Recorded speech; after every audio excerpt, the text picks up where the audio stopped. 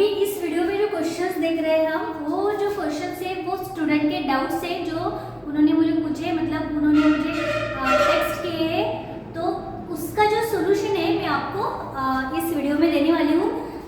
मतलब सबका आपका वो डाउट क्लियर हो जाएगा। तो देखो पहला क्वेश्चन क्या है, if one of the lines given by ax square plus twice hxy plus by square equal to 0 bisects an angle between coordinate axes, then show that a plus b whole square equal to 4h square। ठीक है, तो देखो इसको हम कैसे solve करेंगे।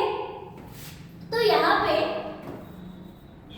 ये जो x square plus twice x y plus b y square equal to 0 है, इसका ऑक्सिलरी इक्वेशन क्या आता है, तो यहाँ पे लिखेंगे हम auxiliary equation of line, auxiliary equation of line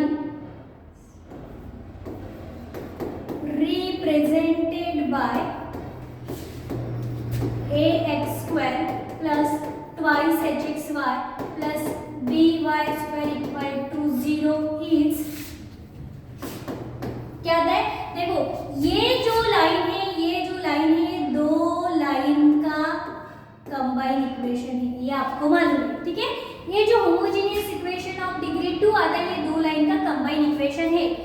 तो ये जो दो लाइन से, ये दो लाइंस का ऑक्सिलरी इक्वेशन क्या है, तो वो है b m square plus twice h m plus a equal to 0। तो ये आता है इसका ऑक्सिलरी इक्वेशन। ठीक है, तो अभी क्या लिखा है यहाँ पे, if one of the lines given by x square plus twice h square plus b y square bisect an angle between coordinate axis. ठीक है, तो ये जो दो लाइन है, दोनों में से एक ऐसी लाइन है जो कोऑर्डिनेट एक्सिस है उनको बाइसेक्ट कर रही है। तो यहाँ पे लिखेंगे हम as one of the line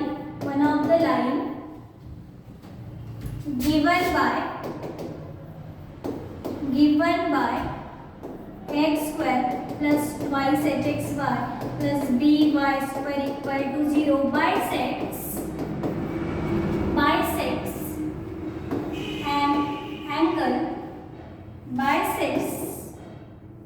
an angle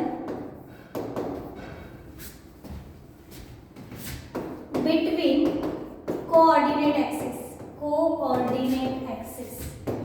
ठीक है, तो अभी क्या हो रहा है, देखो यहाँ पे हम फाइंड आउट करेंगे। तो अभी ये x एक्सिस है and this is y axis, sorry this is x axis and this is y axis. ठीक है, तो अभी ये जो लाइन है, वन ऑफ द लाइन, वो क्या कर रही है, ये कोऑर्डिनेट एक्सिस को बाइसेक्ट कर रही है। तो हमें मालूम है कि वो बाइसेक्ट कहाँ से कर रही है। ठीक है, तो यहाँ से भी बाइसेक्ट कर सकती है एंड यहाँ से भी बाइसेक्ट कर सकती है। मतलब ये जो x एंड y के बीच एंगल है उसको वो बाइसेक्ट कर रही है। मतलब ये 90 डिग्री का एंगल है, तो वो 45 डिग्री एंड 45 डिग्री में इसको डिवाइड कर रही है। सिमिलरली यहाँ पे भी वैसा ही है, बट हम एंगल कैसे मतलब हम एंगल कैसे मापते हैं, तो देखो यहाँ से x axis positive direction of x axis से हम एंगल लेते हैं। तो देखो ये 90 डिग्री हुआ, तो ये कितना हुआ, हाफ कितना हुआ, 45 डिग्री। मतलब ऐसे हो सकता है कि वो लाइन जो है वो 45 का एंगल बना रही है विद x एक्सिस। ऐसे भी हो सकता है कि वो लाइन जो है यहाँ पे बाइसेक्ट कर रही है, यहाँ पे x डैश है, यहाँ पे y डैश है, यहाँ पे भी बाइसेक्ट कर रही है। तो इस केस में ये जो एंगल होगा यहाँ से यहाँ तक, ये होगा 135 डिग्री। यहाँ से यहाँ तक 90 प्लस दिस 45, 135 डिग्री। ठीक है, तो यहाँ पे लिखेंगे हम therefore angles made by line are क्या हो सकता है, 45 डिग्री हो सकता है और सकता है। जो एंगल है वो एक तो 45 डिग्री होगा, अगर लाइन यहाँ पे बाइसेक्ट कर रही है तो एंगल 45 होगा, अगर लाइन यहाँ पे बाइसेक्ट कर रही है तो एंगल 135 होगा। हमें दोनों भी केस देखने पड़ेंगे, ठीक है। If angle is 45 degree then slope of line m क्या होगा, m क्या होगा tan 45। स्लोप कैसे लिखते हैं हम, tan थीटा लिखते हैं, tan 45। तो tan 45 क्या आता है 1, मतलब हमें m क्या मिला 1 मिला। इफ एंगल इज 135 डिग्री, अगर एंगल 135 डिग्री है तो उस केस में then slope of line is क्या होगा m equal to tan 135 degree. tan 135 degree को कैसे लिख सकते हैं हम, tan 90 प्लस 45 भी लिख सकते हैं, tan 180 माइनस 40 भी लिख सकते हैं। तो यहाँ पे लिखेंगे हम tan 180 माइनस 45 डिग्री। बैलाइट एंगल tan 180 माइनस 45 डिग्री क्या आता है, ये आता है माइनस tan 45 डिग्री, ठीक है। tan 180 माइनस 45 डिग्री आता है tan equal to minus tan 45 degree, and minus tan 45 degree is equal to, यहाँ पे लिखेंगे हम, ये क्या आएगा -1, ये आता है -1। मतलब हमें m की दो वैल्यूज मिली, एक m मिला हमें 1 एंड एक m मिला हमें -1। तो हम यहाँ पे लिखेंगे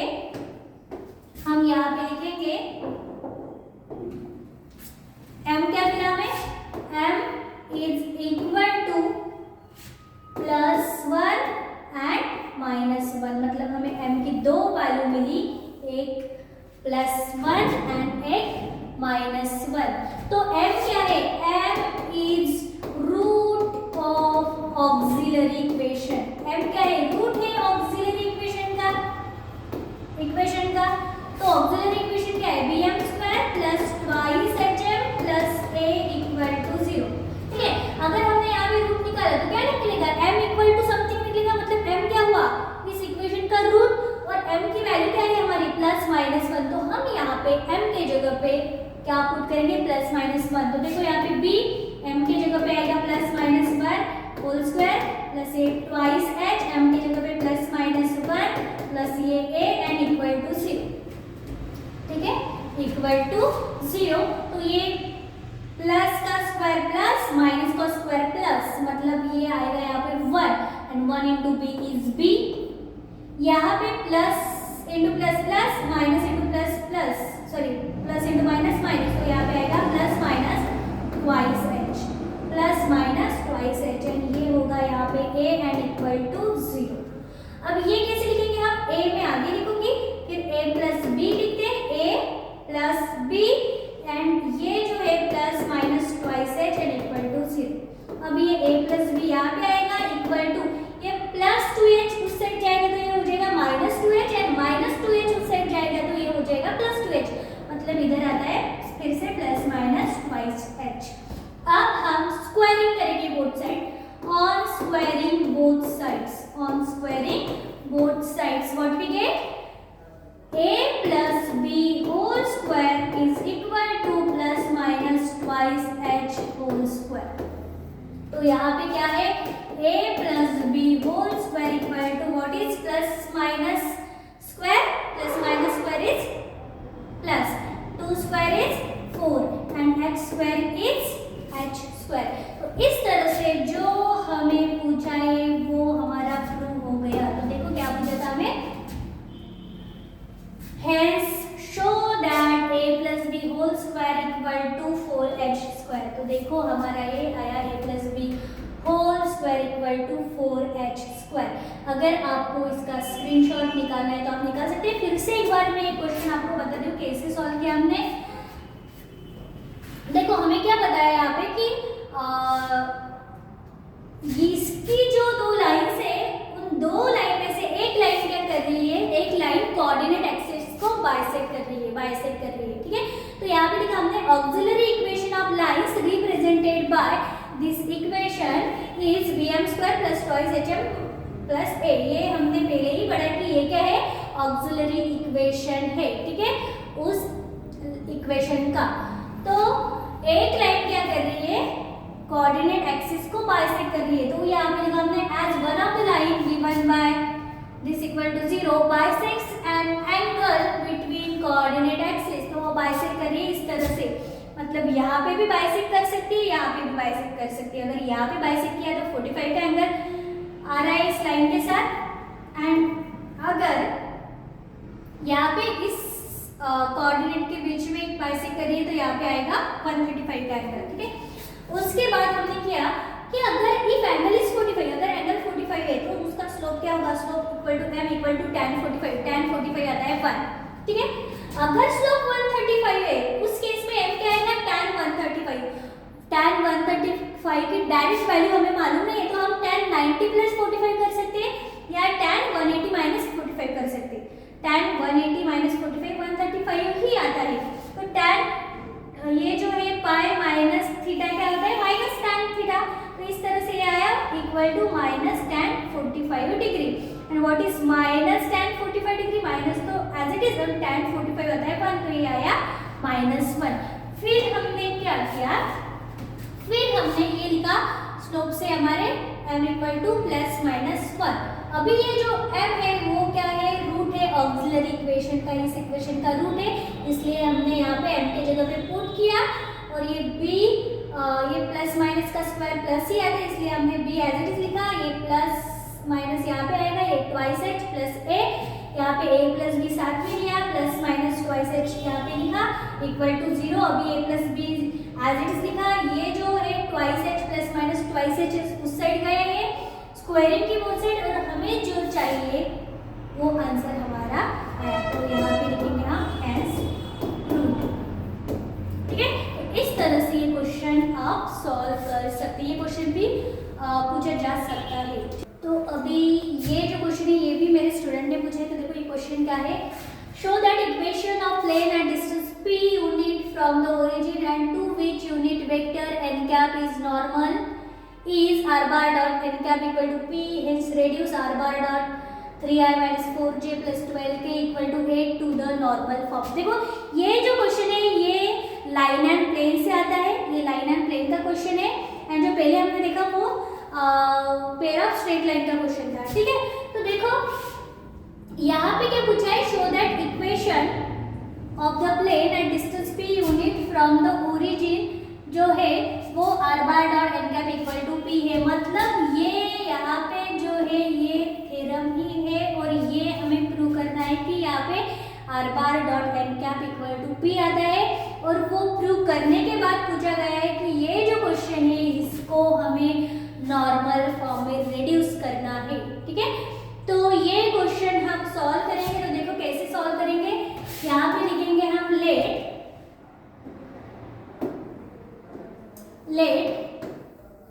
यहाँ पे क्या क्या गिवन है हमें, show that equation of plane and distance p unit from the origin. Origin से एक प्लेन है p, डिस्टेंस यूनिट पे, तो हम पहले तो वो प्लेन निकालेंगे, ठीक है।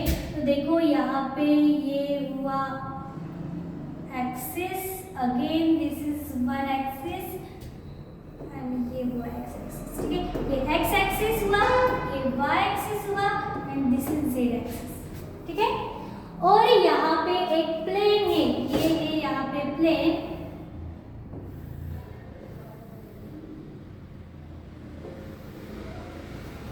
ये यहाँ पे प्लेन निकाला हमने।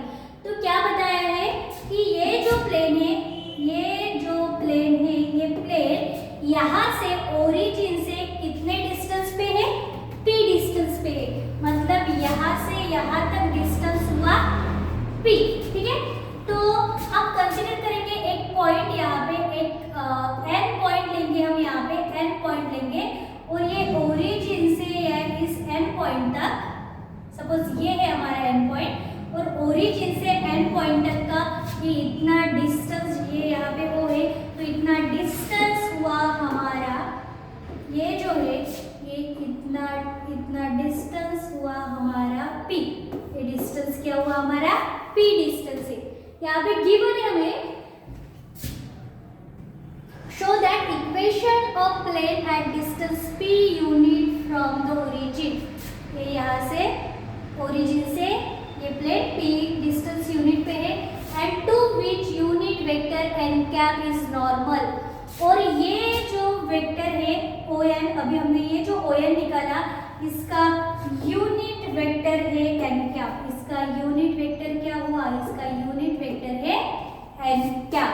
ठीक है, तो हमें प्रूव करना है कि r bar dot n cap equal to आता है p। तो r बार क्या है, r बार हम एक पॉइंट लेंगे, कौन सा भी पॉइंट ले सकते हैं हम। ठीक है, हम एक इस प्लेन पे एक और पॉइंट लेते हैं r पॉइंट। ठीक है, हमने ये r पॉइंट लिया इस प्लेन पे और यहाँ से ये हुआ r bar, this is r बार। ठीक है, यहाँ से ये हुआ हमारा r बार। ठीक है, अभी ये जो है ये भी हम यहाँ से यहाँ तक ज्वाइन करेंगे।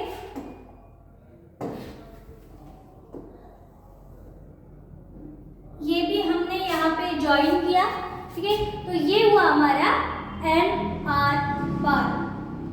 ठीक है, तो अब हम यहाँ पे लिखेंगे let ON be the perpendicular, let ON be the perpendicular to the plane। ठीक है, ये जो ON है ये परपेंडिकुलर है इस प्लेन को, मतलब यहाँ पे जो एंगल है ये 90 डिग्री का एंगल है, यहाँ पे जो एंगल है वो 90 डिग्री का एंगल है। ठीक है, तो अभी हमें गिवन है कि ON कितना है, ON डिस्टेंस क्या है p। ये जो ON डिस्टेंस है ये क्या है p है। ठीक है, तो अभी हमें पता है कि n cap is a unit vector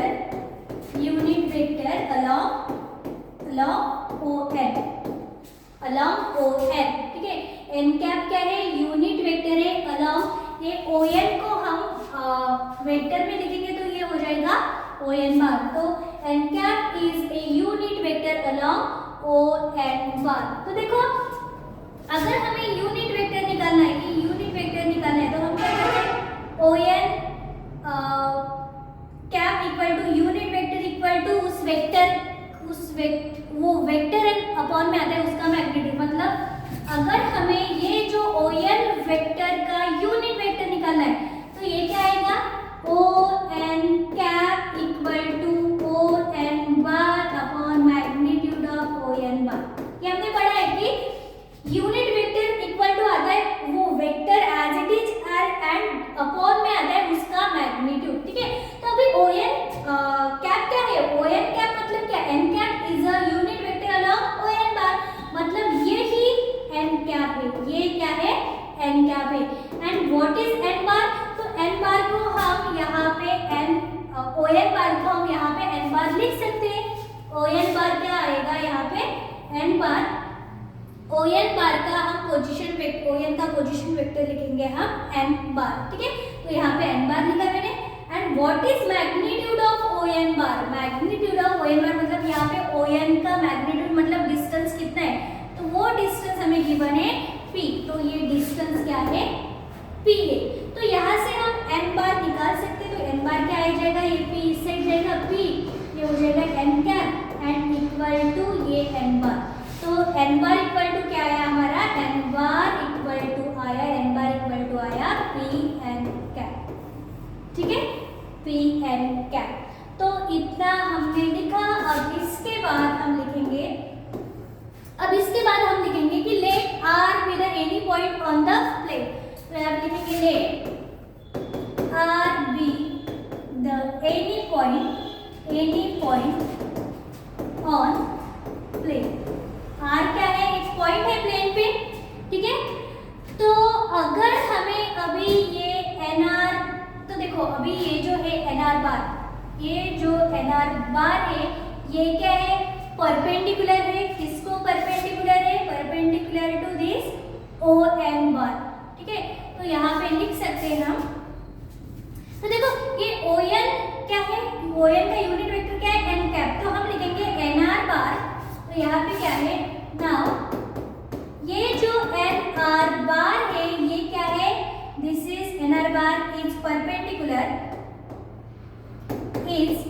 perpendicular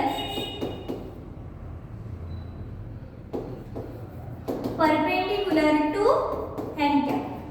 ये जो ओ एन वेक्टर है उसका पोजीशन, उसका यूनिट वेक्टर है एन कैप, तो एन कैप को ये एन आर क्या है, परपेंडिकुलर है। मतलब यहाँ पे लिख सकते हैं हम n r is perpendicular to n cap. तो इसको कैसे लिखेंगे, आप हमें मालूम है कि अगर कोई दो वेक्टर परपेंडिकुलर होते हैं तो उनका डॉट प्रोडक्ट क्या आता है, जीरो आता है। तो यहाँ पे लिखेंगे हम n r bar dot N cap is equal to zero. N r bar dot N cap equal to क्या आया हमारा जीरो। तो एन आर बार को कैसे लिख सकते हैं हम, r bar minus n bar, हमने ये पहले भी पढ़ा है। एन आर बार को क्या लिख सकते हैं, पहले ये आर लिखेंगे हम, इसका position vector r bar minus n का पोजीशन वेक्टर एन बार, और इस यहाँ पे डॉट में आएगा ये n cap n equal to ये जो है जीरो। ठीक है, फिर उसके बाद ये R bar as it is minus what is N bar. N bar हमने यहाँ पे फाइंड आउट किया है, एन बार क्या है, पी एन कैप। तो यहाँ पे लिखेंगे हम पी एन कैप। ये एन बार हमने यहाँ से लिया पी एन कैप, एंड यहाँ पे डॉट में आएगा ये n cap n equal to zero. अब उसके बाद देखो, अब उसके बाद ये जो डॉट एन कैप है इससे हम डॉट प्रोडक्ट करेंगे ब्रैकेट के अंदर, तो ये आ जाएगा r bar dot N cap. ये डॉट एन कैप से ब्रैकेट के अंदर डॉट प्रोडक्ट करेंगे हम, r bar dot N cap minus p N cap dot N cap, P N cap dot N cap n equal to zero. ठीक है, r bar dot N cap minus p. Dot product में अगर i into आई है, j into जे है, k into के है, या n cap into n cap है, अगर सेम सेम होते हैं तो उनका डॉट प्रोडक्ट आता है 1, एंड डिफरेंट डिफरेंट मतलब i इंटू जे होगा 0। ठीक है, तो यहाँ पे n एंड n सेम है इसलिए n cap into n cap हुआ 1, तो p इंटू 1 लिखा हमने p, and this is equal to 0। तो यहाँ पे हम लिख सकते हैं r bar dot N cap is equal to, ये पी गया उस साइड, तो ये जो है हमने प्रूव किया जो हमें पूछा था, r bar dot N cap equal to p. ठीक है, तो देखो मैं फिर से आपको बता दूं ये क्वेश्चन हमने कैसे सॉल्व किया। हमें बताया है कि ये एक ओएन जो है ये ओरिजिन से पी डिस्टेंस पे है और उसका यूनिट वेक्टर एन कैप है। ठीक है, फिर हमने कंसीडर किया एक आर पॉइंट उसी प्लेन पे। अभी ये जो एन आर है ये परपेंडिकुलर है इस एन कैप को, तो वो सब हमने यहाँ पे लिखा, O N B the perpendicular to the plane, तो ओ एन क्या हुआ, O N equal to P हुआ। N cap is unit vector along O N bar, N cap O N bar का यूनिट वेक्टर है। अभी O N cap मतलब क्या, O N cap कैसे लिखते हैं हम, यूनिट वेक्टर कैसे लिखते हैं, उसका वेक्टर अपॉन उसका मैग्नीट्यूड। तो ओ एन कैप क्या है, एन कैप ही है, एन कैप इक्वल टू ये N bar, O N bar magnitude of O N bar क्या है, ओ एन कितना है पी, तो मैग्नीट्यूड मतलब उसका डिस्टेंस है पी। अभी पी से आया p N cap equal to ये आया n bar, and this n bar equal to लिखा मैंने पी एन कैप। और उसके बाद ये जो एन आर है परपेंडिकुलर है एन कैप को, तो वो लिखा मैंने यहाँ पे n r bar is perpendicular to n cap, so n r bar dot N cap क्या आता है, जीरो। उसका डॉट प्रोडक्ट क्या आता है, जीरो। अगर कोई वेक्टर परपेंडिकुलर है तो उसका डॉट प्रोडक्ट जीरो आता है, तो वो लिखा हमने।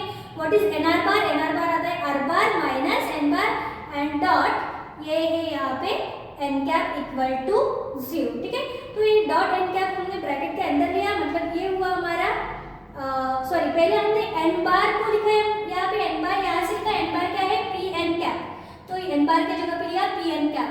उसके बाद जो है ये डॉट एन कैप से यहाँ पे मल्टीप्लाई किया, ये हुआ R bar dot N cap, R bar dot N cap, बाद में माइनस, और उसके बाद P N cap dot N cap, P N cap dot N cap equal to zero. तो ये R bar dot N cap minus ये P N cap dot N cap 1 होता है इक्वल टू जीरो, एंड ये आया R bar dot N cap equal to P. तो इस तरह से जो भी आपके दो डाउट्स है वो यहाँ पे क्लियर हो गए।